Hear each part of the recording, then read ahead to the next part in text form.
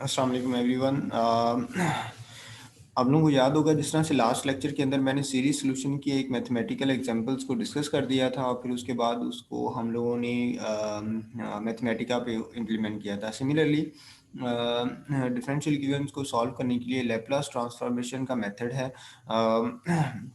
मैं इसकी mathematical detail में नहीं जाऊंगा, हो सकता है आप लोगों ने MM1 के अंदर पढ़ा हो।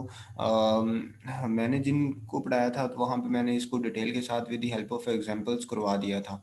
सो मैं जस्ट इस मेथड को डिस्क्राइब करूँगा। इसकी पीछे जो मैथमेटिकल स्टेप्स हैं वो आप लोग खुद से भी देख सकते हैं या उसके मुझसे नोट्स ले सकते हैं। सो जब भी आपके पास इस तरह से डिफरेंशियल इक्वेशन दी होगी, उसकी आपको इस तरह से इनिशियल कंडीशंस दी होंगी कि at t is equal to zero, x of zero is equal to one and t zero जो फर्स्ट डेरिवेटिव है वो किस चीज़ के इक्वल है, वो इस तरह से आपको कंडीशंस दी होंगी।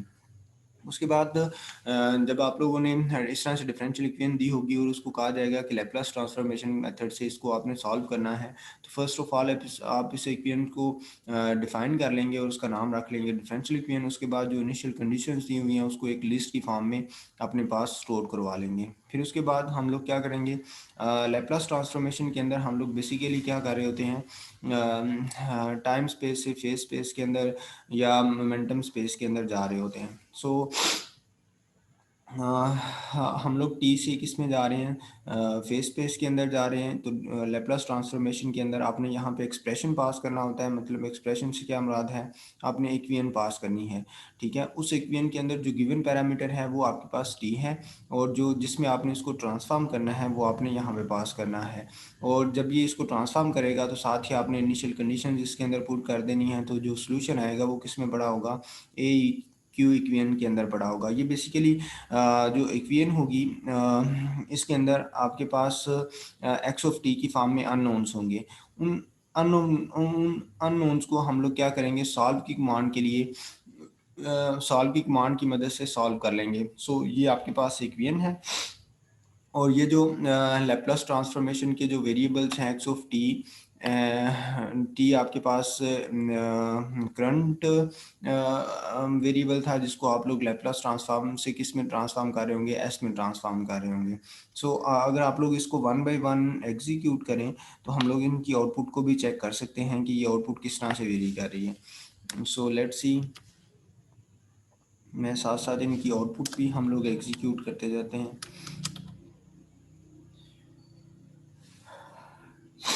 अब अगर आप लोग यहाँ पे देखें तो जो इसको उसने लैप्लास ट्रांसफॉर्मेशन के बाद एक इसमें ये चीज़ आ रही है, ये आपके पास अननोन है। इन अननोन्स के लिए हमने इस इक्वेशन को क्या करना है, सॉल्व करना है। जब इस यानी कि जब आप लोगों ने इस इक्वेशन को लैप्लास ट्रांसफॉर्मेशन मेथड के ज़रिए यूजिंग इनिशियल कंडीशन सॉल्व किया तो आपके पास जो सोल्यूशन आया वो टाइम से किस में कन्वर्ट हो चुका हुआ है, एस में कन्वर्ट हो चुका है जो आपने यहाँ पे वेरिएबल दिया था। और साथ यहाँ पे एक कांस्टेंट आ रहा है, इस कांस्टेंट की वैल्यू को आपने क्या करना है, कैलकुलेट करना है और उसके लिए हम लोग इस इक्वेशन को सॉल्व कर लेंगे। सो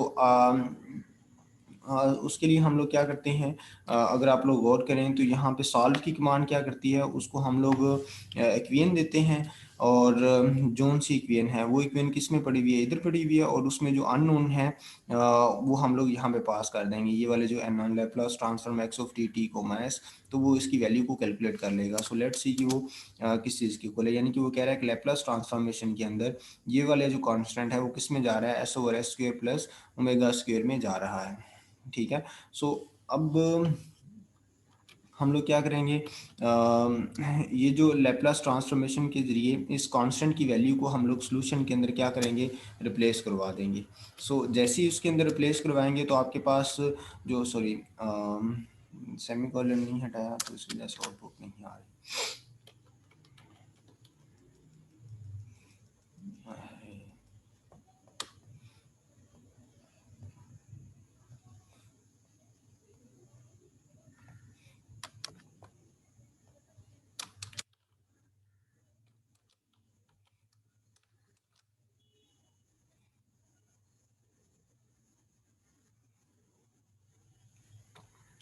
तो एफ एस के पास आपके पास क्या आ गया, S over one plus S square, यानी कि ये वाली जो कांस्टेंट की वैल्यू है लेप्लास ट्रांसफॉर्म की, जो S over S square plus omega square है, जो वो यहाँ पे पुट करने के बाद, जो सिंप्लीफाई करने के बाद आंसर आ रहा है वो S over one plus S square की फॉर्म में आ रहा है। अब नेक्स्ट स्टेप के अंदर हम लोग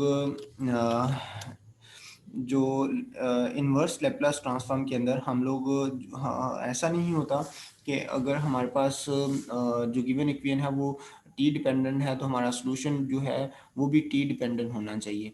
तो उसके लिए हम लोग क्या करते हैं, वंस जब लेप्लास ट्रांसफॉर्मेशन से वो टी से एस में चला जाता है तो इन्वर्स लेप्लास ट्रांसफॉर्म के ज़रिए हम लोग क्या करते हैं, उसको वापस अपने ओरिजिनल फॉर्मेट में ले आते हैं। So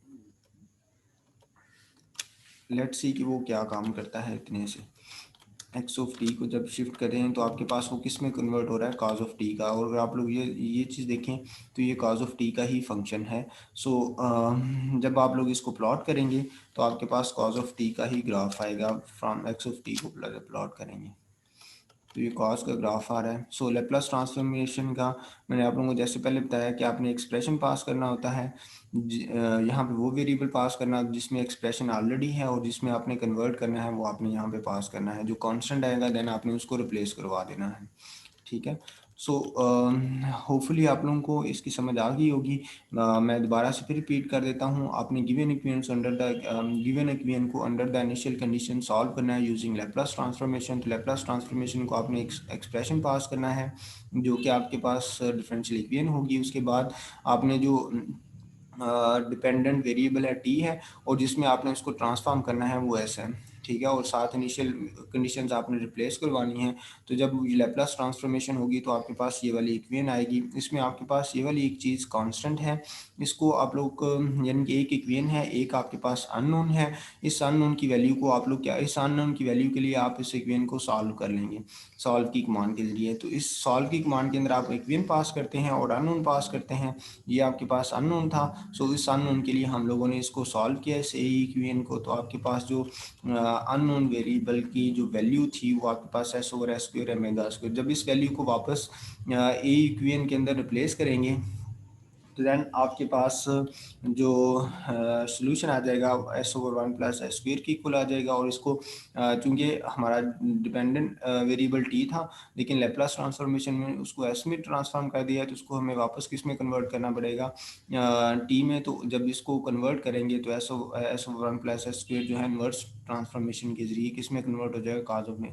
again inverse Laplace transform के अंदर आपने एक्सप्रेशन पास करना है। और अब चूंकि ये जो एफ एस फंक्शन है वो एस डिपेंडेंट है तो यहाँ पे जो डिपेंडेंट वेरिएबल और जिसमें आपने उसको कन्वर्ट करना है वो टी है। और देखें यहाँ पे कन्वर्ट होने के बाद वो किस में कन्वर्ट हो चुका हुआ है, टी में कन्वर्ट हो चुका हुआ है। सो प्लॉट फंक्शन एनी हो, मैंने इसकी फुल फ्लेज एक जो है ना मैथमेटिकल मेथड वन के अंदर मैंने लेप्लास ट्रांसफॉर्मेशन हम लोग क्यों करते हैं, उसकी मैथमेटिकल इंटरनल स्टेप्स क्या हैं, मैंने उनको डिटेल से एक्सप्लेन किया हुआ है। लेकिन अगर आप लोगों को चाहिए हो तो वो मुझसे आप लोग नोट्स ले सकते हैं, बट तो वो हमारे कोर्स का हिस्सा नहीं है, हमने जस्ट उसकी कमांड को इम्प्लीमेंट ही करना था।